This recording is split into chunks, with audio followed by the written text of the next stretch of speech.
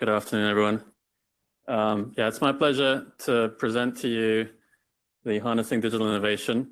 Pierre and I are going to tag team this. I'll give you an overview of our strategy. This covers several of the technical lines. It's linked to the digital earth, but also many of our technical lines of work are recurring demands for sort of faster, better, more data.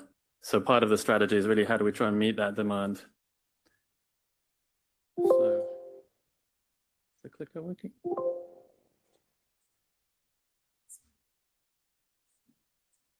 This one. Okay. So if we try to summarize what is our problem statement, I think when we look at sort of the demand from GFDRR, historically, we've always trying to be shifting away from this corrective risk management approach that we know is very expensive, and as far as possible invest in prevention, which has a much better return on investment.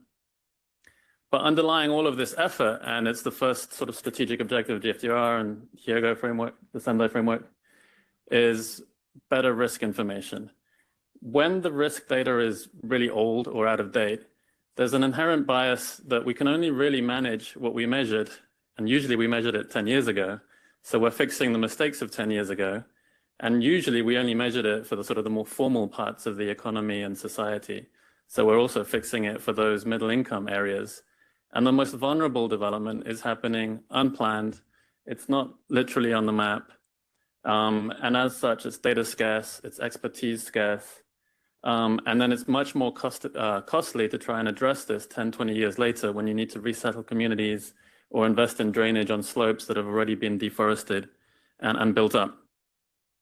So we're looking about how do we sort of make data more affordable that is faster, better, cheaper, but also that enables us to invest much more in preventative risk management. And our traditional approach has often been, well, we budget for data when we have a large investment project. But then we tend to budget in this expert-centric, top-down type of methodology, right? We hire the world's top experts, and they come with very robust scientific models that are quite data-hungry. So this is a picture, believe it or not, of the city center of Dar es Salaam, where I used to live for 8 years. And the two gentlemen in the boat are from the Netherlands, top experts in inundation and in geomorphology or erosion. And they're here to help us address the recurring and worsening flooding that Dar es Salaam has. And this river, the Mzimbazi, has never been instrumented. We don't have historical rainfall data. They're here to look where to install data loggers. They put in a radar gauge upstream for flood early warning, which was eventually stolen and stopped working. They've been trying to establish the datum. So this is kind of not only expensive, but expert-centric. During COVID, they couldn't travel. So if you have a less well-resourced city, how do you replicate this kind of model that is data-hungry, expertise-hungry, and how do you sustain it and maintain it locally? So part of our strategy is really to invest in local people, local devices, open access, right? So this is the bottom-up type of methodology. How much of the recurring data needs can we actually collect locally with local people? And this is a picture of university students in Dar es Salaam using their own phones, Samsung phones that have a GPS and a camera and an internet connection to geo-collect drainage information. In this particular case, they're taking pictures of culverts and drains in these informal communities, and hundreds of kilometers of drains were collected in this way. And this approach, I think, lines up very well. We started it thinking about this way. We've been trying to embed these principles for a while now, but it lines up very well with the midterm review findings and recommendations of the Sendai framework. And there's many relevant recommendations, but I think sort of a few key ones. It talks about thinking of data platforms as systems. Think about the life cycle of the data. Think about how it's going to be interoperable. So also work with more than just your traditional data users and beneficiaries, but think of a much broader ecosystem and really leverage a digital inclusion agenda. So particularly working with disadvantaged groups, with indigenous communities, with women, with youth, with the disabled. And that's, I think, very, very much part of how we think about it. So we think that there are fantastic opportunities and innovations at the global level for new data sources that can be automated, that can be lower cost, standardized across our countries. So Earth observation from space and also from drones. in combination with tools like artificial intelligence, which can automate change detection, can make the process of faster data, more data, easier data a really good prospect. But unless you maximize local participation, then we will struggle with this, making it available and actionable and accepted by local communities. So our approach is very much to invest in the bottom-up models that can take advantage of these new global resources. So this is an example of one of the cool, opportunities out there. This is called the World Settlement Footprint. We have a report that looks at some of the applications within our portfolio. It's a measure of the building footprint across the world. But what's interesting about this is the timeliness. In yellow, you see new buildings in Dar es Salaam in the last 6 months. Typically, it's like 10 years old data. And so now we can actually begin to see the patterns for growth. So what you see here, obviously, in orange, it's 12 months, and in red, it's 24 months. So you see the western expansion of the city is really driving a lot of the environmental degradation, 10% urban forest cover loss per year. If the pointer works, does it? Okay, the pointer's not quite working, but that area with the boat and the experts, right over here, this is a mangrove area. So obviously nature-based solutions is a recurring demand for better data. Dar es Salaam has lost 40% of its mangroves in the last 10 years. And that's the area that's flooding all the time. But it's a function of deforestation, sediment, erosion, lack of waste collection, inability of the drainage and the river networks to convey that water and sediment. This kind of data allows us to see that trend happening in near real time, rather than looking at typically 10 years ago. We can also begin to do this for population distribution now. So it's an order of magnitude improvement in the resolution of how we see where the beneficiaries are. We can begin to really see at the ward level, the neighborhood level, where the beneficiaries, where the need is, that exposure. And that is standardized across the world now. This is a product that's co-developed with German Aerospace based on a lot of European satellite data. So we built in partnerships. So the Digital Earth program is called the Digital Earth Partnership. It's leveraging partnerships with data and technology providers globally. So we have ESA as an anchor partner, and we have a secondee from ESA who's here. But we're also investing in partnerships with practitioners and particularly in skills providers. So a lot with universities that are teaching these low-cost local digital tools as well. So it's both the bottom-up implementation as much as the sort of global resources. And so a lot of our reports are really written in partnership with some of these partners. So the World Settlement Footprint, that image of Dar es Salaam you saw, is with German Aerospace. And that's available as well if you want to look at some of the use cases of better exposure data. We've also been working with Deltares in the Netherlands on responsible use of artificial intelligence in disaster risk management, with the UN Agency for Disaster Risk Reduction on digital public goods, categorizing some of the approaches to integrating data collection into traditional public works programs as one business model for how can we maintain data, update it, use local communities to provide a great deal of it, and then investing in communities of practice around global standards and other digital public goods, such as the Risk Data Library. The last category of partnership I think is really important, and we'll have a panelist online talking about this, is the Resilience Academy. I showed quite a few universities there. These are universities in the global north that are partnering with different countries and institutes in the global south to really align several things at once. They're trying to integrate curricula, open source, online, free curricula of what are the local innovations that could be harnessed and relatively quick wins that can be accredited in the curricula for geography, disaster management, town planning, to really internalize and create data for particular local sort of real world problems. So we've been in Tanzania, this has existed for about 5 years, funded by UK aid, and now with the European Commission and GIZ resources. I think it's about 500 students a year get trained in class, and then they get deployed on these digitization campaigns known as the industrial placement, where they're actually creating data, and they're doing mass digitization campaigns. The drainage picture was one example. Tracking trees and urban canopies can be another one. And so in this way, you're aligning the education resources of building human capital and capacity with the digitization objective of creating a data ecosystem, with the sectoral demand, whether it's the basin management project or the urban upgrading project. So I think this is a really exciting model that we're keen to try and replicate. But now Pierre will actually walk you through some practical examples. Over to you, Pierre. Thank you, Edouard.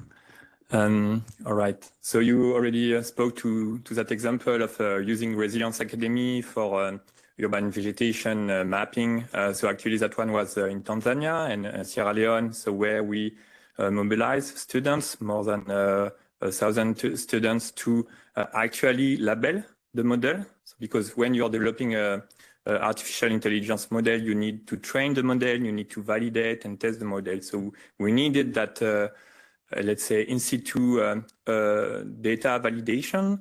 And so thanks to the fact that we are already that connections established with universities, we are able to mobilize, but also to retribute those students, those young people to do the work. And that has been done in conjunction with also people actually taking care of trees, so a tree planting program, and taking pictures of all the trees. So not only we have the baseline information to monitor and to follow the urban vegetation from the sky, let's say, but also we had the people on the ground really following the process with another digital technologies. Okay. So next one, here in Kinshasa. So as you might know, Kinshasa is going to be one of the most populated city in the world by 2050. A lot of, and almost the totality of the city unplanned. So here, the support was both on helping the projects to get better urban layers. So we are talking about drainage, we are talking about solid waste. Again, we are talking about trees to also consider nature-based solution. And what we are currently doing, so we are going to mobilize not only students, but also young people, 500 what we call digital workers, to inform the Kinelenda project, including the solid waste management component. So they are going to actually trace maps of the drainage system. They are going to map the solid waste, and that will inform another activity as part of the Kinelenda project, hiring 90,000 public workers who themselves will clean the streets. So I think that example is a nice one because you have the interaction between the digital workers and also the public workers. It's going, of course, to inform short-term intervention, but the idea also is to then have data layers that will be part of the GIS unit that we're also supporting through the Kinelenda project. Another example, again in Kinshasa, done by our colleagues from the Disaster Risk Analytics, is to there study the disruption of transport, public transport, but also informal transport, the disruption of floods on transport. So what they have done, they have mapped public transport and informal transport thanks to the use of mobiles and GPS, so that they had maps of those different systems, and then an overlay with flood, they could measure the disruptions. And you can also imagine how you could then incorporate the map of the drainage to have a better mobilization of your drainage, a better mobilization of your floods, and then a better mobilization of your impact.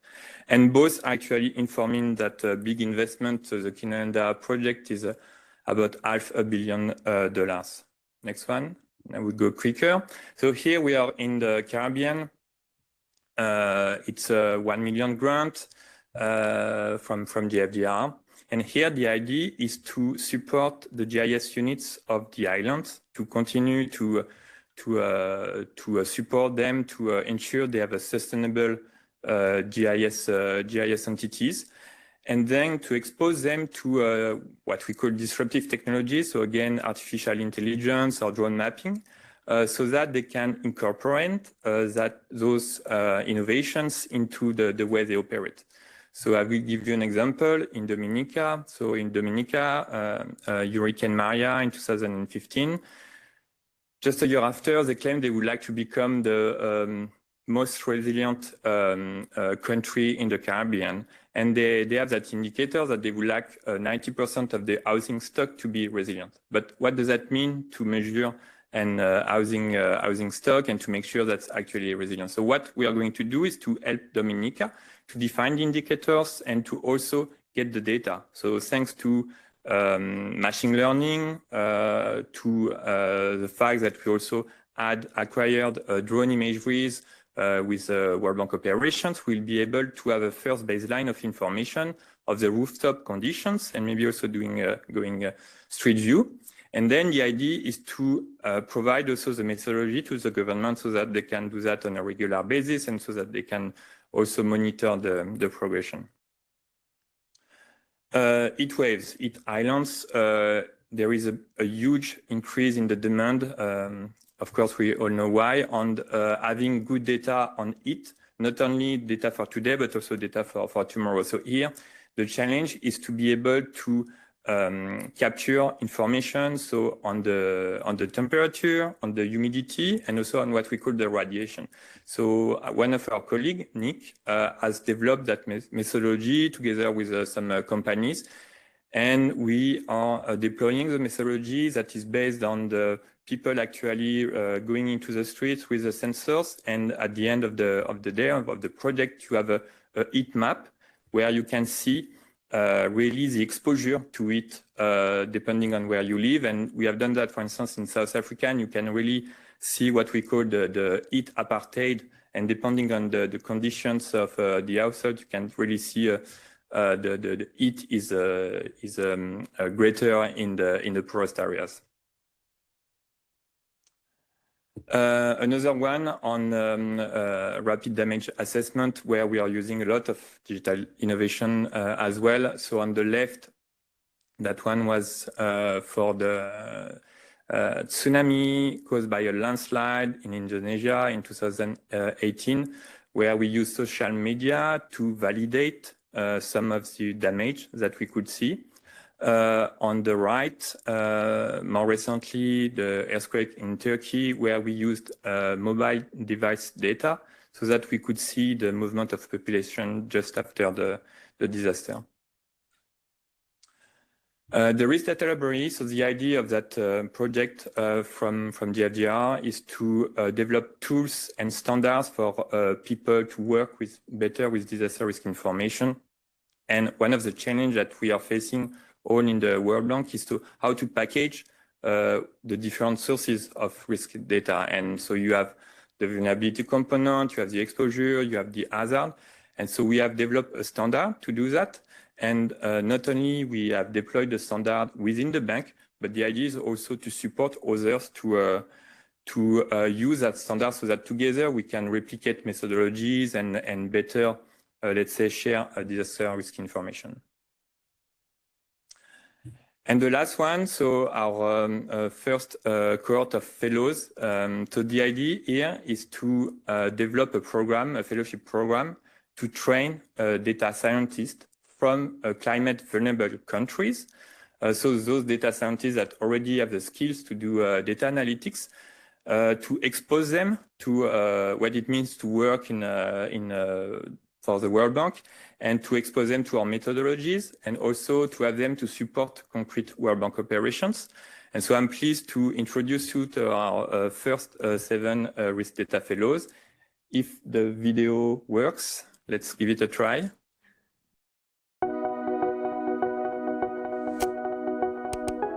I'm Ankita from India. I have pursued my PhD in urban flood management and have done my bachelor's in architecture and master's in urban and rural planning. I am working on 2 states, Assam and Rajasthan. In Rajasthan, we are working on drought resilience enhancement of the capital city Jaipur, whereas in Assam, we are working on 3 cities to enhance their flood resilience. My name is Waba Mambo.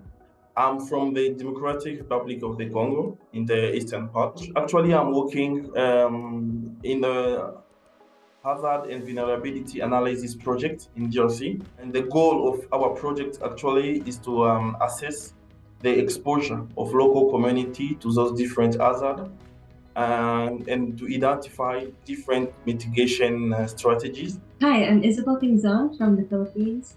I am an incoming PhD researcher focusing on the applications of machine learning and Earth observation for socioeconomic development and humanitarian response. So essentially, using AI-based solutions, we plan to extract meaningful information on housing stock and vulnerability indicators, enable more timely and evidence-based decision-making to service of the most vulnerable segments of society. Hi, my name is Zia. I'm from Bangladesh. I'm currently working with the Poverty and Equity team of the World Bank Group of Bangladesh. The team seeks to systematically develop a database by combining all the disaster and climate-related data and with the socioeconomic indicators. I'm Paolo Magnata from the Philippines. In the World Bank, I'm working with the Philippines Transport team to enhance the use of climate risk data on a transport and connectivity project with the country's Department of Public Works and Highways. The project's area of interest is the island group of Mindanao, which is considered as the Philippines' food basket. However, despite its importance, there's severe underinvestment in the area due to armed conflict in certain areas. The project aims to enhance the transport infrastructure in strategic and relatively peaceful areas and ensure that risks, both natural and man-made, are mitigated. I'm Bradley Riley, and I'm from Johannesburg, South Africa. I'll be contributing to this project by developing a flood risk profile of the Colspreads while working closely with a team of highly experienced urban, land, and resilience specialists from the World Bank.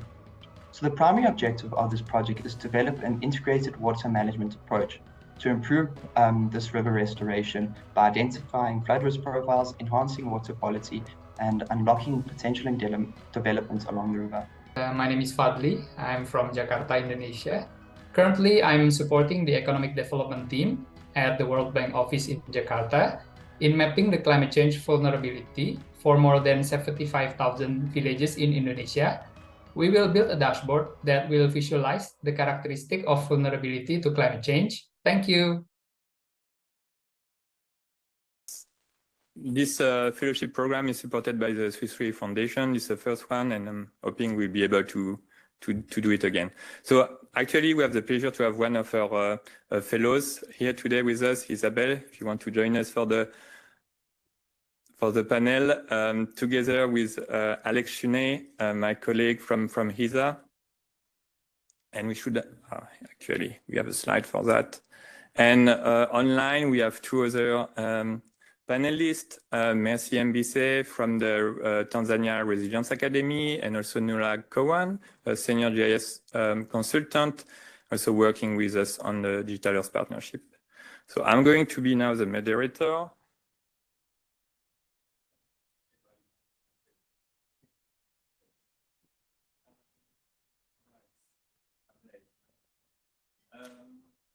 So maybe I will start by opening the mic. First question to Isa. So you're a machine learning specialist.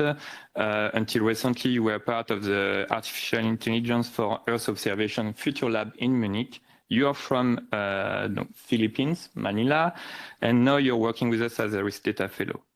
But you have also been involved with the Women Who Code Manila and also with the nonprofit Climate Change AI. So could you tell us a bit more about your engagement to include more women in data science, but also more data science in climate? Thanks. Oh, sorry. Thank you, Pierre, and good afternoon, everyone. Okay, so with regard to the first question, which is to involve more women in data science. So as part of the Women Who Code network and as tech lead of the ML and AI group at Women Who Code Manila, my role is to facilitate and organize events where women can come together to learn about best practices and the latest trends in data science. So this includes holding monthly study group sessions where members, usually beginners, we teach them how to use tools like Python, Jupyter Notebooks, GitHub, Google Earth Engine to conduct data analysis and also develop their own machine learning projects. We also host events like Women in Data Science seminar series where we invited leading Filipina data scientists, like PhD researchers, in data science practitioners from the industry, machine learning engineers, to speak about their experiences as women in STEM, and also about their career progression and the challenges that they face. So some of the discussion points that come up, for example, is the lack of representation of women in data science and in STEM. So Women Who Code, for example, does try to engage with young women, high schoolers, college students, try to show them that women can indeed excel in this field, in the field of data science, and become leaders in the field of tech. Other challenges that come up are, for example, are challenges in career progression, of course, gender-based discrimination. And so in conclusion, there is a need for better inclusion, since we've seen time and time again that the integration of diverse perspectives and backgrounds does lead to better solutions overall. So that's for the first question. The second question on how to include more, how to involve data science in climate change solutions. So as part of the climate change AI core team, as member of the content committee, we try to develop educational material, content like courses, tutorials, blog posts, with the goal of increasing public awareness of AI solutions in developing climate change mitigation and climate change adaptation solutions. How can AI be used to reduce greenhouse gas emissions and also help society adapt better to the adverse effects of climate change? So through our summer school initiatives and climate change workshops that are held in conjunction with major AI conferences such as NeurIPS, ICML, and ICLR, we have experts submit tutorials that teach users about things like extreme weather forecasting, using time series machine learning-based techniques, optimization techniques, ML-based optimization techniques for optimizing energy consumption. And personally, I've also developed some of my own tutorials on using machine learning and Earth observation for land use and land cover mapping. So maybe I can talk a little bit more about the space of AI and Earth observation. So we've seen, as Pierre presented, the major advances in AI coupled with increasing availability of Earth observation have unlocked these unprecedented opportunities to advance solutions in climate change, as well as other pressing challenges of our time, like poverty, food security.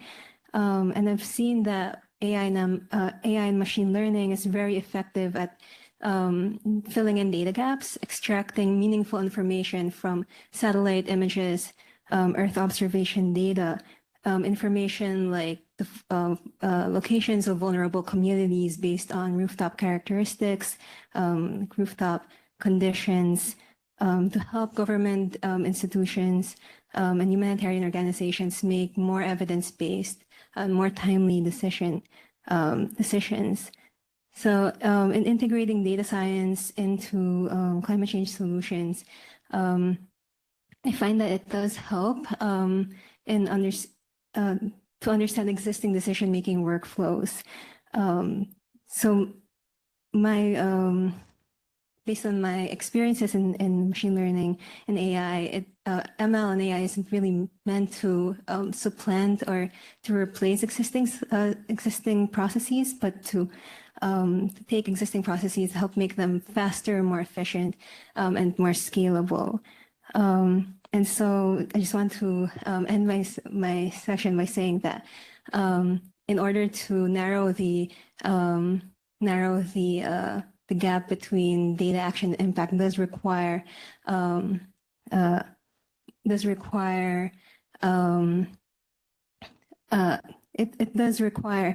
a strong collaboration between technical experts like ourselves, policymakers, social scientists, economists, decision makers, local relevant stakeholders, and of course the affected communities. So that's how I would answer that question. Thanks a lot, Isa. And we were discussing actually during the lunch the fact that as a researcher, you don't have often that opportunity to be exposed to politicians, to decision makers, to development practitioners. So that's an opportunity for you to see how it works concretely and on the ground. So now I'd like to turn to Mercy with online. So Mercy, I hope you are with us. So Mercy Mbise is connecting from Tanzania. She has been leading the Resilience Academy initiative. She has a background in, that's not Mercy, that's Nula, but she has a background in computer science, and she is currently leading the computer science and engineering department at the University of Dar es Salaam. So Mercy, could you tell us about your experience in bringing together the digital innovation aspect and the resilience aspect, and what was the reception from the students involved into that program? And I hope you're online. Yes, I'm online, Pierre. Thank you. Good Excellent. evening. Okay. Good evening, everyone. Greetings from Dar es Salaam and the university in particular. The Resilience Academy model was introduced to us via our partner, University of Turku, but also from the World Bank. And the opportunity actually came and we grabbed it with both hands because it was just the right time that the university is turning into adopting a challenge-based or challenge-driven mode of teaching. So the Resilience Academy model was there, and it helped us to expose students to real-life challenges using simple, open source, accessible digital tools like mobile phones, like as Edward explained before. And basically, the students received it with both hands. But on the side of the university, as we are moving into the challenge-based real-life experience way of learning, the platform or the Resilience Academy model has given us a good chance, a good platform to address societal challenges using students. We have several elements of the Resilience Academy, and one of the beneficial one has been industrial training, where we take a massive number of students and they're engaged in data collection, but also they don't only do data collection, the whole process of data collection and curation and management, they get exposed into those skills. But also we have another element of the Resilience Academy, which is online open source resources or online materials where students and staff use and they complement in their teaching of the courses. So basically we align some of these elements or learning resources into the current curricula. But also we do microworks where those Resilience Academy, we call them Resilience Academy alumni, or some of them are still students, they can actually engage in microworks. And we did this, I think during COVID. So it's very simple because students, wherever they are, they can actually use their mobile phones and collect data. So Resilience Academy, in a nutshell, has have a very good reception, and we've done a wonderful job, especially with the students. We have now a very large number of students, young youth, very energetic, who can use digital skills and digital devices in solving societal or rather climate risk challenges in the society. Thank you. Thanks a lot, Mercy. And maybe Edward wanted to. Yeah. Hi, Mercy. Good to see you Edward. online. Hi, Edward. You mentioned it's a massive number of students. I just wanted to get some context. I believe it's something like 500 a year that are getting trained in the classroom. But how many students have you had so far, the overall program? Yeah. Just a number. Overall, I think it's about 1,400 so far. From all the universities that are participating in Resilience Academy. There's 4 universities in Tanzania: University of Dar es Salaam, Ardhi University, State University of Zanzibar, and also Sokoine University of Agriculture. So about 1,400 students. Okay, thanks a lot. And just to remind, so that partnership is between Dar es Salaam, the University of Turku in Finland, yes, ourselves, and the hope, and we are looking forward to be able to adapt in other countries and context. Yes. now to Alex. So Alex, you are the secondee of the European Space Agency to the World Bank, but also my colleague at GFDRR. The World Bank and ESA have recently renewed their memorandum of collaboration. So simple question, why a partnership between the bank, the World Bank and ESA? And also how that partnership address the question of digital inclusion for digital disaster risk management, sorry. Thanks, Pierre, and happy to be here today. So essentially, the European Space Agency has been partnering with the World Bank for more than 15 years. And this collaboration has really been centered on trying to promote the use and adoption and integration of Earth observation technologies within operational processes and financing. And we do not try to do this just to be fancy, but we try to do this because this will generate an increase in efficiency and impact of development finance. I would say another overarching objective has been to try to tackle the new space for development paradigm. Not that many people know, but actually 21 countries in Africa have either a space agency or a space program. And those space agency or space programs are really centered on environmental challenges and capacity. So there is a huge demand for more frequent and reliable data at large scales and also in capacity. And that's why we really, through this collaboration, try to achieve and kind of close this gap in terms of access and adoption of Earth observation technologies. So I think what we've realized throughout the years is that we need to combine, in order to achieve this objective, really a top-down and a bottom-up approach. ESA, so the European Space Agency, has mobilized a program which is called the Global Development Assistance Program, through which we provide support in the elaboration of products and services.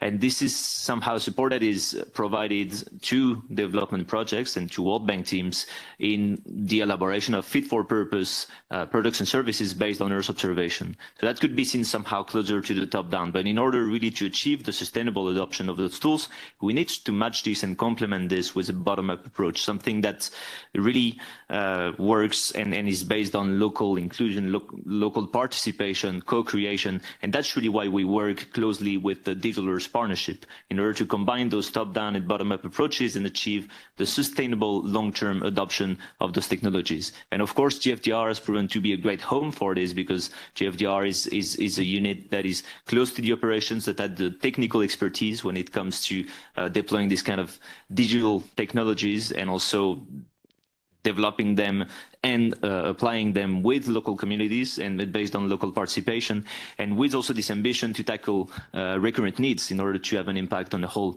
portfolio of projects at large scale. Thank you. Thanks a lot, Alex. So we have ESA, we have the satellites, and on the other end of the spectrum, we also have the communities of mappers. And together with us today is Nuala Cowan. She's a co-founder of the Youth Mappers community. She's also our colleague at GFDRR and a professor of geography at the George W. Washington University. So Nuala, and I hope you're still online. So when we say digital inclusion for disaster risk reduction, what does that evoke to you, and how you think we could be even more inclusive? Everybody, hi Pierre. I hope you can hear me okay. We can hear you.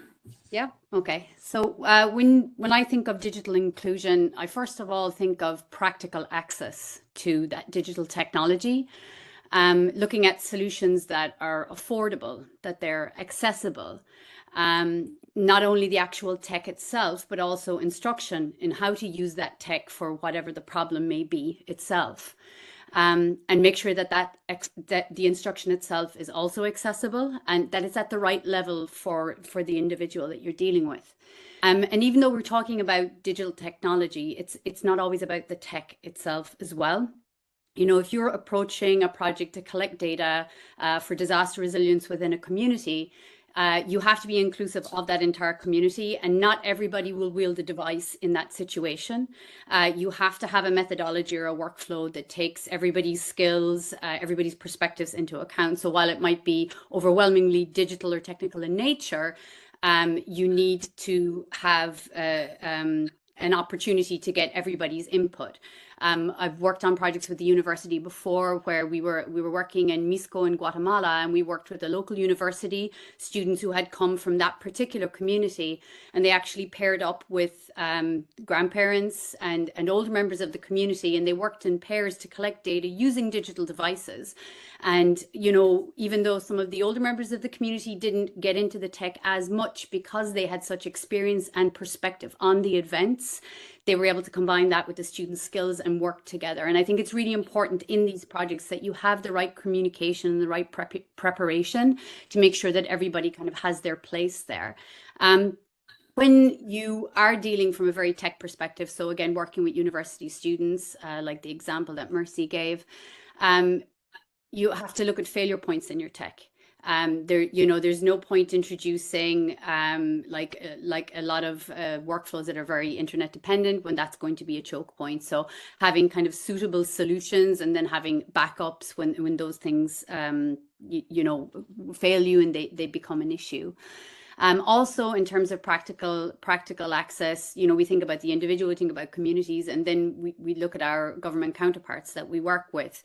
There are very traditional workflows for how we do a lot of these things, and I think it's kind of on us to demonstrate that these bottom-up approaches, that they can be sustainable, they can be useful, and I think having structures like things like the Resilience Academy, having things like youth mappers that are there, that we can provide funding to students, we can provide training, we can provide that kind of stableness in order to kind of help, build kind of that next generation of mappers and next generation of students.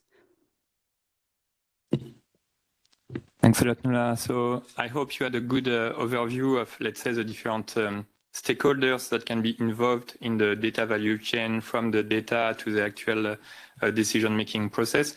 And so now we would like to open to questions from the audience here and online. So I don't know if you have any online, but if someone has a question. So you have one. Okay, go ahead. Go ahead, Edouard. Thanks, Pierre. Sorry to jump in. I was asked during one of the earlier breaks about sort of the financial model to sort of sustain these data services. I'm not sure if I gave a very clear answer. I see several pathways possibly, but I wanted to maybe ask Nuala, if she's still with us, to talk a bit more about the digital public works, because I think that could be a really interesting option in terms of including digital, demand for maintenance of risk information as part of that public works space. And if Nuala is able to tell us a bit more about the project in Kenya and how she sees it potentially scaling up and what the co-benefits might be. Yeah, Edward. Yeah, so a number of our colleagues were involved in a digital public works campaign in Kenya as part of the KISIP project. And in lieu of a traditional public work campaign where typically people would be hired to work on maybe solid waste management or maybe working on drainage or things like that, in this instance, young people were recruited from the local communities.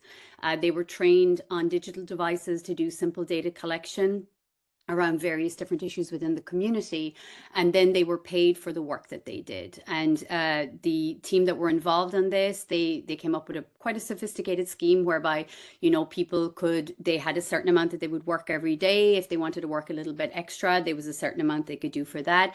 And then young folks who actually performed really, really well were identified for essentially promotion, and they would work on validation of data. So that project was a pilot phase. It worked really, really well. And now they're looking at expanding this to multiple communities as well. The co-benefits in this situation is you're getting this data collected for a much lower overall cost than you would do if you had to collect this using your traditional mechanisms. You're providing skills in technology, and also, there was a background in theory about why we collect the data that we collect for various different projects as well. So there's also an educational benefit for the young people that are participating in this. And obviously, there's the opportunity to make some money over the short term as part of the public work program. Any question? So I think we are actually on time to wrap up. Maybe Edouard, a word of closing remark. Not for me necessarily, but I mean, I want to give our panelists, we do have a few more minutes, if they have any other thoughts they want to contribute. And Mercy, who has stayed up very late for us in Tanzania, it's like past 10:30 p.m. Mercy, is there any other closing thoughts you'd like to share with us? Not much, but maybe just to complement what Nola said, the benefit, I'll speak from the students' side, the benefits that they get from doing this data collection exercises or tasks, they gain a lot of skills, and they actually, what they do, the experience they go through, they make them in a better positions to be employable. And I think the government or other projects need such people. It's much easier to have somebody who has gone through such a process than hiring somebody who is, has no such experience. So I think, yeah, the benefits can be both educational, but also the monetary part may not be very, how to say, they may not be very appropriate probably for students, but they gain much more actually from what other people gain. So I think that's what I can conclude with. Thanks. Thank you, Mercy. If I may reflect on that answer, I think sort of the financial sustainability of this is not that it's going to be more expensive. If we get it right, it should be much cheaper. The challenge is that the pieces of the puzzle are across different resource buckets. So, ideally you have an educational objective of building the skills, a digital objective of creating a data service that is continuous, a sectoral objective of using that for the drainage master plan or the basin management plan. But if these skills are marketable, then you have a jobs and competitiveness outcome as well. And ideally, if you can train a lot of students to do something useful as they learn, but then they become marketable and they get jobs, that's a way to build an ecosystem, ideally for a lower cost than sort of what we're spending right now. So from my mind, the challenge is an organizational culture change, it's sort of a business process model reform where we can align these different activities on critical and recurring local challenges. So I don't think it's an absolute amount of resources, it's a synchronization and interoperability of them is how I see it. Good. So on that, I think it's time to wrap up. I would like to thank our panelists here and online. So we are here, we'll be there tomorrow, and looking forward to following up. Thanks again.